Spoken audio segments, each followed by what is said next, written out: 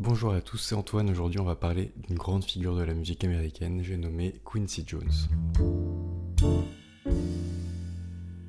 Dans cette vidéo, j'essaierai de mettre en lumière non pas sa carrière de producteur, mais ses débuts dans le monde de la musique et le chemin qu'il a parcouru pour devenir une référence dans le business musical et devenir une figure respectée de tous les musiciens aujourd'hui. Alors pour commencer, il faut savoir que Quincy Jones n'a pas travaillé directement en tant que producteur.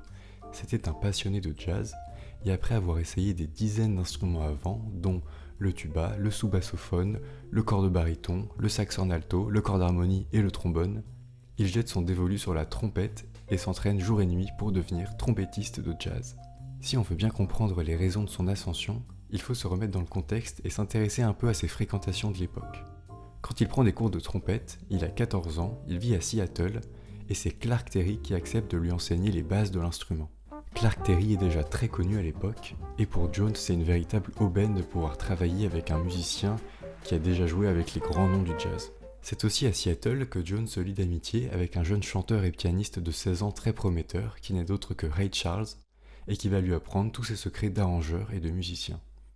C'est donc dans ce milieu très fertile du nord-ouest américain que Quincy Jones va réussir à devenir trompettiste dans l'orchestre de Lionel Hampton, qui est à l'époque un des orchestres de jazz les plus connus d'Amérique.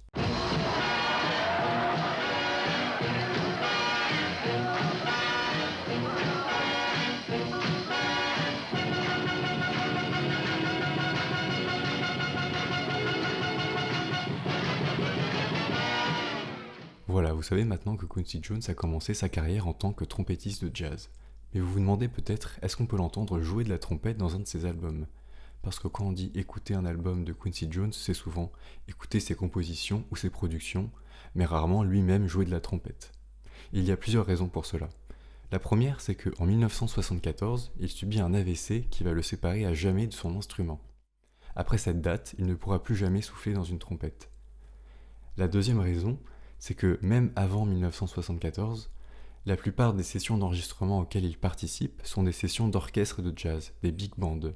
Et il est alors difficile de dissocier la trompette de Quincy Jones à travers la masse sonore de l'orchestre. Cependant, la tradition du jazz impose souvent des solos improvisés de la part des musiciens. J'ai donc réussi à trouver deux prestations où l'on peut voir le trompettiste en action. La première est un concert de 1951 dans le fameux orchestre de Lionel Hampton.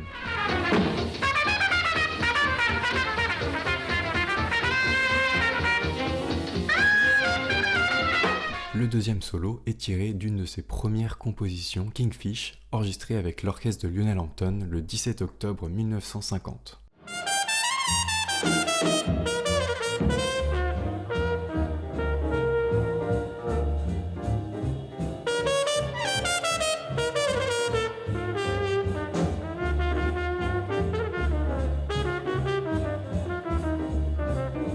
Lorsqu'il quitte l'orchestre de Lionel Hampton, il va petit à petit échanger sa casquette de musicien contre celle d'arrangeur, c'est-à-dire celui qui organise les différentes parties instrumentales pour créer le morceau final. Parce que même s'il fut un trompettiste de jazz très talentueux, sa véritable passion s'avère être la composition, l'arrangement et l'orchestration. Il sait écrire pour l'orchestre et manie avec perfection le timbre des instruments à cuivre pour les faire sonner et avoir une identité musicale qui lui est propre.